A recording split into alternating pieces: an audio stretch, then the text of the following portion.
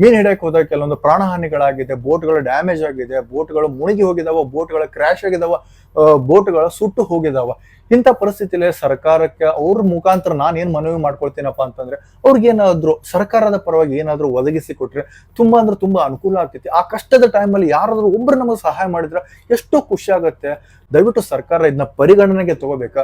ಮೀನುಗಾರರ ಸಂಕಷ್ಟಕ್ಕೆ ನೀವು ಏನಾದ್ರು ಪರಿಹಾರವನ್ನು ಒದಗಿಸಿ ಕೊಡ್ಬೇಕಂತ ಅವ್ರ ಮೂಲಕವಾಗಿ ನಾನು ನಿಮ್ಗೆ ವಿನಂತಿ ಮಾಡ್ಕೊಳ್ತೀನಿ. ರಿಯಲಿ ಅವರಿಗೆ ನಾನು ಹ್ಯಾಟ್ಸ್ ಆಫ್ ಹೇಳ್ತೀನಿ. ಯಾಕಂದ್ರೆ ಈ ಕಷ್ಟ ಇದೆಯಲ್ಲ, ಈ ಕಷ್ಟ ಅವ್ರ ಜೀವನ ಆಕಸ್ಮಿಕ ಒಂಥರ ನೀರಿನ ಗುಳ್ಳೆ ಸರ್ ಈ ತರ ಮಾತಾಡ್ತಾರೆ.